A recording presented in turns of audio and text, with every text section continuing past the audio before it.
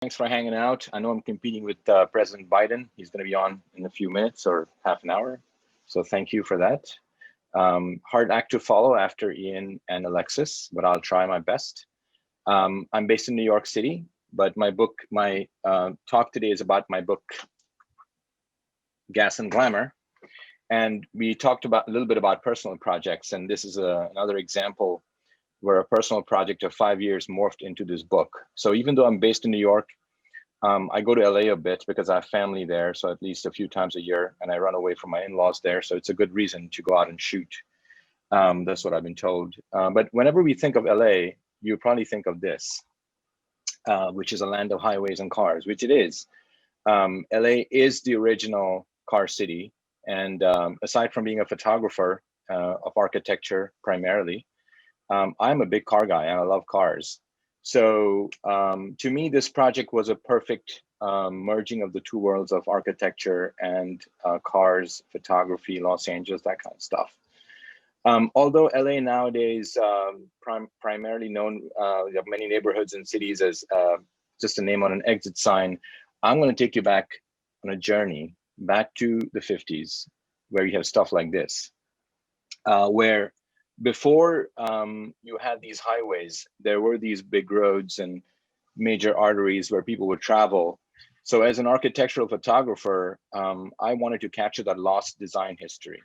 And it started, and during the 1950s when the highways were happening and suburbs were growing up, people took to the car and they would drive everywhere to work, to school, um, you know, pretty much the car was a daily part of their lives. So naturally, food and restaurants and drive-ins were a big part of the daily habit, so to speak. So in this case, this is the oldest surviving McDonald's. It was built in 1953. The reason why it survives is because it was owned by the McDonald's brothers and not the corporation.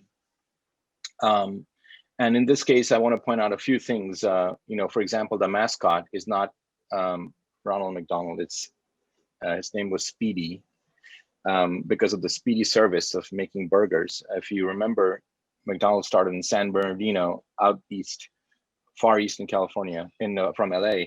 But they had this new concept where they wanted to showcase their operations and the making of burgers. So you see this use of glass and the use of arches, which was eye-catching. Obviously, signage played a big role in each one of these buildings. The idea was when you drove past, how could a building catch your attention? And so it became a matter of not just architecture, it was about advertising. It was about using graphic design. And all these things were being designed by architects and designers of that time. So these arches, which are back in vogue in these new designs of McDonald's, this was revolutionary at that time. And as you can tell, when I photographed these, I purposely juxtaposed either cars or technology of today to these buildings and kind of show you a view of what a driver would see or someone who would see when they drove past this building. And I mean, these were stunning. Speaking of stunning, I love, this is my personal favorite because it's got that understated elegance of a diner. This is in this city or town within Los Angeles called Hawthorne, better known now as the home of Tesla. But there are subtleties in this design that were so brilliant. For example, if you notice the letters, chips, it was built in 1957 by a Taliesin trained architect, and it's got the signature of Frank Lloyd Wright everywhere. So again, the concept of glass, the fishbowl concept, welcoming you inside, the use of lighting, which was warm, it wants to make you stop by and just have a cup of coffee or whatever. But Sure. these letters that I was saying, yeah, go ahead, Frank. Yeah, I'm sorry. Can you give us a little sense of your background, that what initially made you interested in the design, in the type, in Frank Lloyd Wright, all of that? Sure, Like, sure. So real quick, I started my career as a pretty much shooting a lot of travel. And I fell into architecture because I photographed a project by a Brazilian architect, Oscar Niemeyer. And after that, since then, I think I got smitten, and something happened to me, and I started looking into architecture and design more and more, and came across all these amazing architects and designers over the years. And I wanted to connect through this project, and I wanted to bring people outside of architecture and design through the use of these photographs, because these are local landmarks. This is a very optimistic time in America. This is about culture, but told in a different way. I wanted to show LA in a whole different light. Even myself have been going there for 15 years or so. Even to my wife, who's actually from Los Angeles, this was all new. But architecture was a vehicle for me to discover a city that I think I know pretty well. So going back to this, what I was saying is, Frank, I don't know if that answers your question. No, it does. It gives you a little bit of insight. Cool. So if you notice the letters, for example, the word chips, it is actually slightly curved to the direction of traffic. So when you would drive by, you would read these letters when you're driving past. Even the corner, which is this kind of space age cacti, when you drive past it, it's in a corner. So when you make that left turn and you're driving past, you're looking at it right away. So these subtleties in design on the exterior were not only important, they were critical to how these buildings were portrayed. Even the interiors, which luckily, and I'll talk about preservation towards the end, but these are original and from the time they were built. And I didn't want to show a lot of interiors, only because I wanted to show how these buildings would come across from a motorist standpoint. But these interiors are really, really cool and stunning. Which brings us to more Jetsons, like coffee shops and restaurants. This is Pan's. This is an original from 1958. The way I photograph these, again, I'm using a lot of tilt shift work like I do in my regular architectural work. And these are composites of images because, for example, in this case, the letters Pans actually lights up one by one. And there's the other thing, signage. And this, I would say this glow is a big part of this. So I feel like whenever I think of LA, in my mind, I think of this glow, and I thought maybe that's how I'm going to name my book, Gas and Glamour. There's something glamorous about it. So going back to this building, this is almost an oasis in the middle of a traffic circle. It's got that space age UFO looking roof, and obviously the signage. And this is also an important part of not only as a local landmark, but if you look at the interiors, for example, these banquettes were specifically designed in a way it draws you in.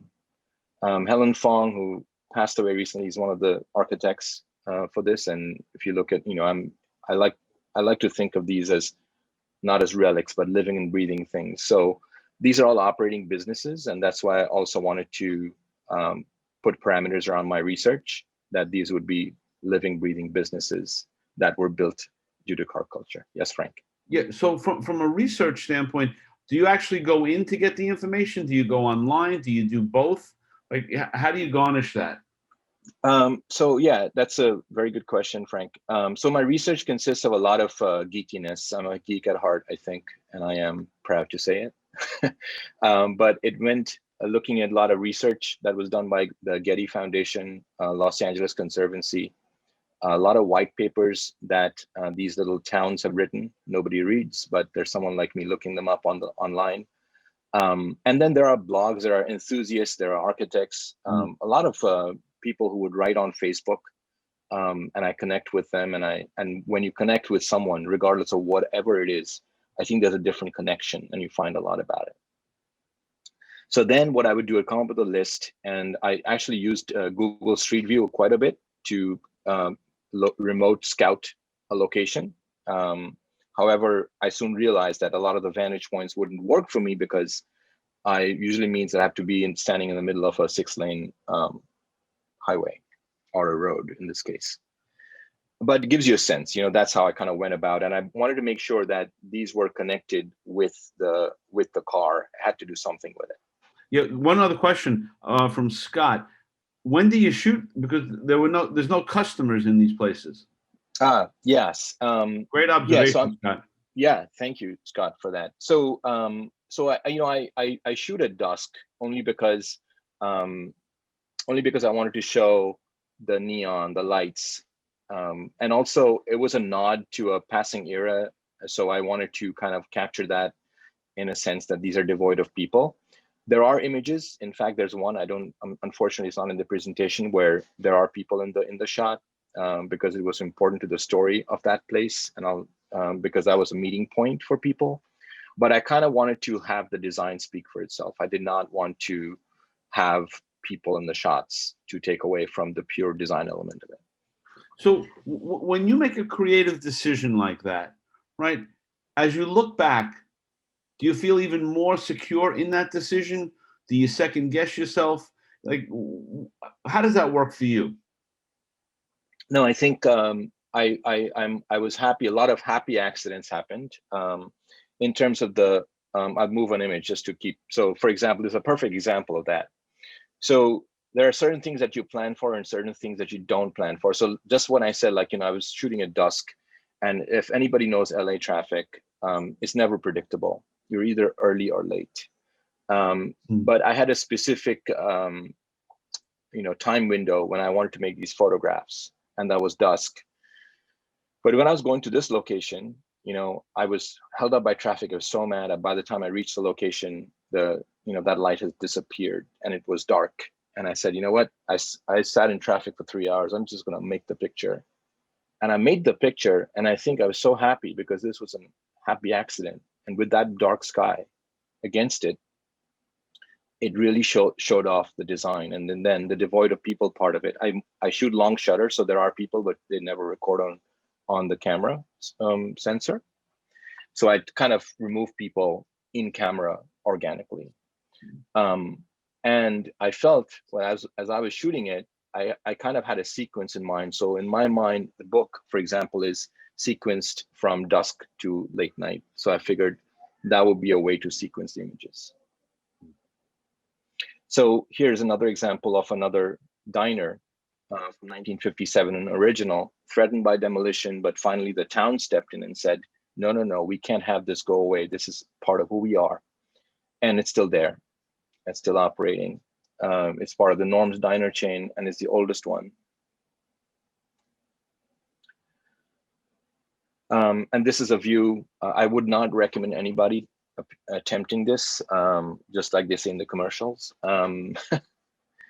I did want to photograph it blurry because I wanted to show the motion from a driver's standpoint, and just to show you the sense of how in a seemingly average neighborhood, there would be this beacon that would basically look at you and want you and really beckon you to come in, even if you were not in the mood. And I kind of wanted to get that in my head, saying, what were these designers thinking? And why is this important now, especially? So we move along to fun architecture. Humor is not a big part of architecture in general, and there are different styles of it. And this is like when I talked about advertising, for example, this was a different kind of advertising. The building was the product that was being sold, in this case, a donut. This is in La Puente, East LA, built in either 1967 or 68, still operating as a donut shop. I photographed it. I drove through it at least 5 or 6 times. And not once did the person behind the counter think that was odd. I don't know why, but it was all right. And the other thing I want to point out is I'm not staging any of these photographs, so there's a lot of wait and see. I wanted this white truck or white car with the lights on. So all these kind of crazy, quirky ideas I have, I just stand there and hope it'll happen, and it usually does, luckily so far. So there are certain things to note. The exit has been reversed now. in the signage. And the other thing I want to point out is I started noticing these quirkiness, these details, such as the graphic design, the typography was such an important piece of this structure, like a fiberglass structure. Like when you drive past it, it's just a bizarre giant donut and you can't miss it. And there's local lore that newlyweds actually drive through it. So there's something there. You know, it's interesting listening to you when, you know, so many photographers, you know, are shooting portraits or shooting on location or doing whatever they do. And we always hear so much about, you know, this waitress or that owner or somebody in the place.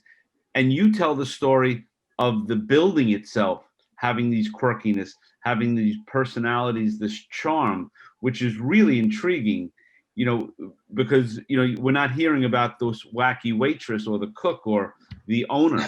You know, we're hearing about, you know, what you're shooting and what's important. It's really a nice, it's really captivating, you know, to understand the quirkiness of the building. Thank you, Frank. And you're not the only one. Even the person who was behind the counter said, "What do you see? What? Like what?" Yeah. After the seventh time, she said, "I noticed." I'm like, "Did you not notice me driving through?" She's like, "What do you see in this building?" I'm like, "You got to be kidding me, right?" Like, Yeah, yeah, and yeah. I gave her the whole history of it and why it's important. And then she said, "Ah, I get it." So, anyways, I guess we have our own things, and to me, these buildings have their own story, like you said, and that's my goal in chasing these. For example, this one too, North Hollywood, another example of program, they call them programmatic architecture, which is again, in this case, it was built by a Hollywood set designer in the like 49-ish, I think. And, it was almost being kind of abandoned and then revived by this restoration group. I love the name, Idle Hour, idling our engine and having a drink and getting, I'm like, come on. But this is one of the ones that, and again, little details, I'm sure photographers on this call would appreciate. I wanted that guy to be in the car with his phone on, it's like lit, it's weird stuff like that. But the interiors, for example, are very, very interesting. In fact, you can see on the wall, I don't know if it comes through on the presentation, the original black and white, but the interiors are original and it's got this interesting curved structure. And people were important here because I wanted to add scale to this a little bit more than the others, and just the uniqueness of it. And then there are, again, more quirky stuff. This is this is obviously a Cadillac, as you can tell. It's a strip mall that never had a car dealership. It's literally a strip mall. But there are these unique design elements that has a story to tell. So you notice the headlights and whatnot, but I don't know how many of you noticed that on the side pillars, underneath the fins, those are actually the tires of the building. And you pass this neighborhood and suddenly comes up and it's just like, why would somebody ever do that? But made me look, and one of the interesting things, I went like many times to photograph this. I always wondered what was behind that curtain in the grill. I wondered if I could get access going there, but didn't happen. Which brings us to more Cadillac, but this is actually an original, lucky for us, because this is a classic car dealership. And this was a concept, again, this was new, using glass, but in this case, showcasing products you were selling. Perhaps you would want to buy a new Cadillac. And notice the lettering, it's actually the original lettering from a 1949 Cadillac. The use of stucco, billboards, which we see right now, even in vogue today in shopping malls and whatnot, that was a new concept at that time, using this whole inside outside California feel, using of plants inside. The idea was you would come in there, you spend time, look at some cars, have a great time, maybe end up buying one, but it was all about that experience and how could that building give you that experience. This is one of my favorite pictures, because not only because of this sweeping UFO like vibe to it, but this is actually a gas station in Beverly Hills, built around 1965. This actually was going to be part of the LAX airport, and it was moved to Beverly Hills because it didn't fit the master plan. So it ended up being a gas station canopy in Beverly Hills, and I mean, talk about uniqueness. You couldn't miss it. It has got, it's the same architect that built the Transamerica Pyramid in San Francisco. Yeah, I was just going to say, it looks like the TWA um, airline at Kennedy Airport back in the day. It has that kind of feel to it. Yeah, yeah. I mean, I in the book we say it took flight. It took flight in Beverly Hills as a gas station. So for sure, it has that, and you see it at night. And how could you not be? How could you not just stop and look at the beauty of this gas station canopy? This was a weird place to take a picture because this was one of those things you had to make a left turn, but once you made the left turn, you had to make 6 turns to come back to it. And I had to make this picture at the red light, and trust me, it wasn't a fun experience. I really love this idea with the technology, just that is really great. I really love, that you've sprinkled that in here to give a context of things. Thank you, Frank. I think, going back to what you asked me before, I had a kind of I was at a crossroads whether I get actually cars or whatever from that era and position them and photograph them that way. But then I decided, like, no, I think I should go the other way around, because I want to make people look at these pictures and say, no, this is not from the 50s. This is actually today. And maybe I should go look at them. So yeah, the juxtaposition of it. Yeah, and what do you shoot when you're in the car? What are you shooting with? So yeah, I have a couple of very basic things, but like kind of this is handheld, but sometimes I would use something I used in very guerrilla style filmmaking, using the camera strap and using my neck as a brace.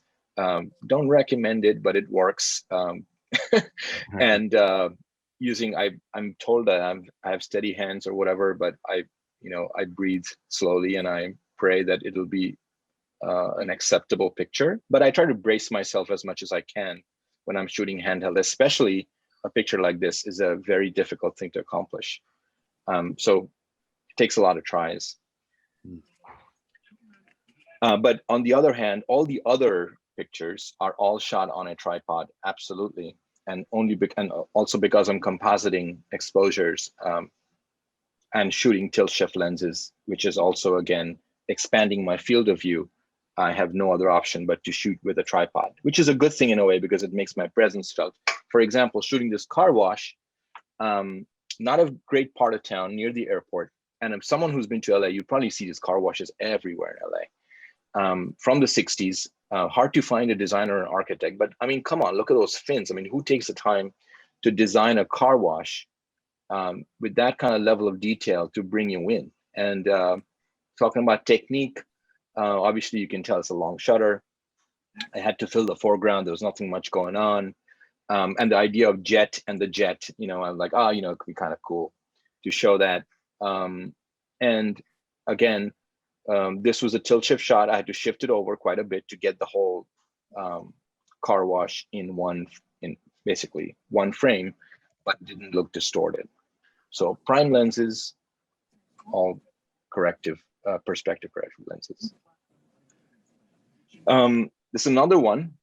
This is in North Hollywood, going back to car washes and how design elements and typography were so important. I mean, those trusses were as important for structure, but as important to draw your attention, use of lights, use of those big letters. They all played a role in how architecture was more of a advertising vehicle, more than just the building itself. Yeah, and do you find that some of these buildings had been repurposed, like they were designed for something else first, and then they came to something else? Is there any evolution on some of these? I have found a couple. Actually, there's a gas station in LA, which is now a Starbucks. It's really, really cool. Maybe Ian will remember. The name escapes me. But there are a couple of buildings like that, which used to be, something else. I can't remember. But all these, again, going back to my parameters for this book, they had to be original, not altered in a major way, maybe some repairs, and most importantly, had to be functioning businesses.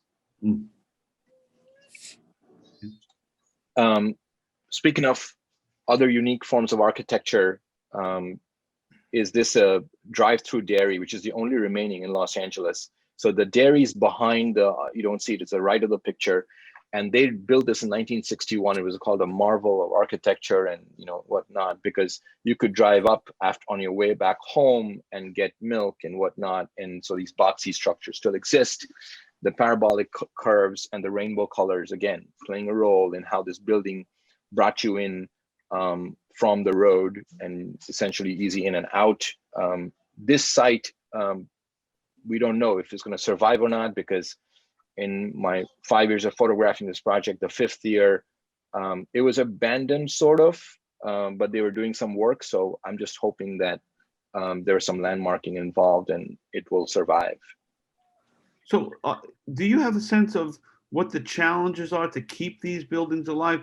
Is it because structurally they may fall down, they're so old, or they're not built in a way to last so long, like a regular, building that goes up and down? Is there Yeah, any that? I think all of the above. I think the majority, I mean, again, I think we're experiencing that in New York today, but I think the challenge there is these are sort of, I call them vernacular architecture, right? I mean, I call them local landmarks, but to a lot of people it's vernacular, very regular, commonplace. But unless you recognize that these are important to be preserved, there's always that pressure of redevelopment and whatnot to turn them into something else or tear them down completely.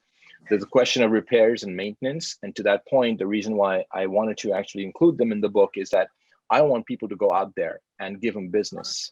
Because without business, and we can talk about preservation and whatnot, they're going to turn into a relic or an abandoned lot if they don't have business. That's right. Yeah, from a maintenance perspective, at the end of the day, we might have the best intentions, but if the business is not making money, it's probably not going to survive. And then, the pressure of redevelopment and changing them and altering them is always there. So that's a constant thing. So this is a bowling alley. I just want to talk 1 minute about it. This was on Holt Avenue in Montclair. And this was before Route 10, which is a big highway, was built. And the reason why this bowling alley is in my book is because when these suburbs were happening, people had to find something to do, and they had to find recreation for their families and whatnot. So Gordon Powers, who built this, he actually transformed the sport of bowling from a men-only sport to a family sport. And again, the idea was you would drive from your home, now you live in the suburbs, have something to do, drive to the parking lot, walk right through. So even though this may not be right on the highway next to the street, this was a very, very important part of how cars and architecture interacted with each other and city planning and whatnot. Then I talk about a couple of, my last section here is obviously motels. In this case, this is Pasadena. This is the only little part of Route 66 that passes through Los Angeles. It starts all the way in Santa Monica and goes through LA. Actually, it ends in Santa Monica, I'm sorry. But it does pass through Pasadena. And this is, you might be familiar with this because this is where the Rose Parade goes by. And this was almost at that time, back in 1959, this was like an oasis, a pit stop along that route. The Moorish lettering is actually landmarked. Go ahead, you have a question? I am trying to read a magazine and watching a presentation on Zoom. Oh, I guess it's not for me. I'll continue. Yeah. So a couple of things, the lettering, the Moorish lettering is an important design element, the breeze blocks of this motel. And then an interesting story here, the carport, which was an innovative structure at that time. So I wanted to have a car in there. Again, going back to what I was saying about business, it was heartbreaking to see like how long I had to wait for a car to drive into this. And after a while, it did drive in, but I wanted it to be the right shape and the right color. It didn't happen, and had to have their brake lights on, all that kind of stuff, which is not an issue on a commercial shoot because we obviously set everything up. But in this case, as a personal project, it was a whole different challenge. and also other stuff. Like I went there a couple of times. The first time I went in, I was all set, and the light was perfect and everything. And I see people gathering. I'm like, what happened? They're like a long line around the block. I said, what's going on? Do people know that I'm shooting today? Is that my fan following? And they started laughing. I'm like, what happened was there's a pizzeria opening up next door, and they were giving out free pizza. So there you go. My shoot didn't happen because it was impossible to crowd control and get all this. So I had to come back a couple of times. Finally got this. I was very happy with this picture because it kind of shows you the context of the carport and the design elements of this motel. Speaking of motels, a quirky one. Some of you might know this is one of the two left in the Wigwam family, built in 1950. Not appropriate, politically correct, whatever you might say, but they were a destination, using architecture as a kind of a wonderland destination to bring you in, to give you an experience. And this was, again, far out east, the furthest east I've traveled in LA County for this, is the Wigwam. And I want to end with this, which is this motel, which is, again, in North Hollywood. Many of them line this road, Lancashire Boulevard, which goes to Route 99. And again, there are certain elements of this, right? The simplest structure, the use of neon, the signage. But what I found also was subtleties. Like you can see over time, the exit is now the entrance. The arrows point differently. The motel is clearly not in good shape. So this is not a landmarked motel. It may not survive this, but as a design history element, as a history of Los Angeles, as a history of the town, it's important. It's important that it stays and it gets preserved. So all this culminates into, and then, like I said, some shameless self-promotion here, which is my book, that culminated into a book, and I was lucky and fortunate to get some press on it. There's that website if you want to have a signed copy. There's a code to use, and my Instagram handle and my website at the bottom. But more importantly, I would love for everyone to, I forgot to mention the important element of the book is that we have QR codes at the back of the book. So I didn't want to keep these locations as a secret to myself. I want to share with as many people as possible. So even if you didn't go there, you could QR code the locations and find the where they are in Los Angeles. And even when you go to Los Angeles, maybe make a road trip, which is to go and see these amazing buildings and the heritage. So that's my presentation. I don't know if I went over my time, but I'm going to stop sharing. Or no, that was absolutely wonderful, really wonderful, and that's very nice to give a discount on the book. I mean, and there's even more imagery in the book. Yes. So I this book is published as like I want to say a 60 page book, 70 page book. There are more images in the book than what I shared. The commentary, I wanted to leave it as very magazine style. So the images are large and, like the captions, I mean, if I might, like here's the book, that's how the layout is.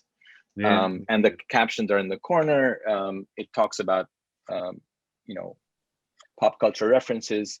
And there are secondary images, which I showed some of you, which is in the back for the QR codes.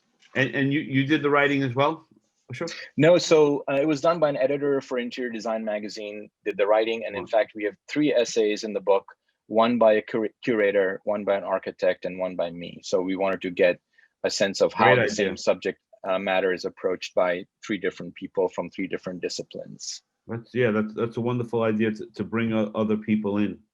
And I have to say, everybody in the chat room is just loving it. Thank you very much. And I hope I hope this encourages people to go out and not only see stuff in their own town, I mean, but just to share this. And we're so much in our towns and places like Los Angeles. So, and architecture is a way to have a conversation, I think, It's different, but it's fascinating. And what's the next project? I know, Frank. Everybody asks me about that. I would love to shoot this kind of projects for a living, historic preservation projects. Um, and I don't know. There have been some sort of um, new avenues of showing work and stuff like that. But what I would like to do is to continue this way of looking at streetscapes or architecture around a theme, maybe um, in some other town, not Los Angeles, maybe closer to home this time, Yeah. and have like a compendium of that concept and idea. Maybe Florida or Colorado, I've heard, and obviously Wildwood, New Jersey has some. So there are some locations like that. Right. Wonderful. Well, yeah, I encourage everyone to go out and get the book, and you get a 15% discount, which is really cool. That's very nice of you to do that. Yeah, so the chat room is open if anyone else has any questions for Ashok or any of our other speakers.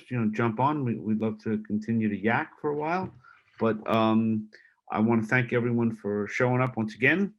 And I'm not sure when the next date is in May, but we'll be around. We'll be around. So thanks everybody. If anyone has any questions, put in. Yeah, Alexis, thank you very much. I don't know if I know Ian had to go, so I'm not sure if he's still with us. Still here. But, Thank you. But yeah, I mean, standing offer for you guys to come back with the next new book, the next new body of work. We of course would love to have you all the time. All the Great time. work, Ashok.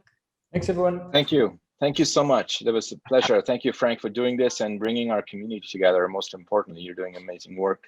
Yeah. And I want to thank you for it on No. behalf of everybody. It's all good. It's all good stuff, and you got through that, Ashok, without showing a T-shirt or anything. It's Well, it's coming if you really want to stay on for the after party. there you go.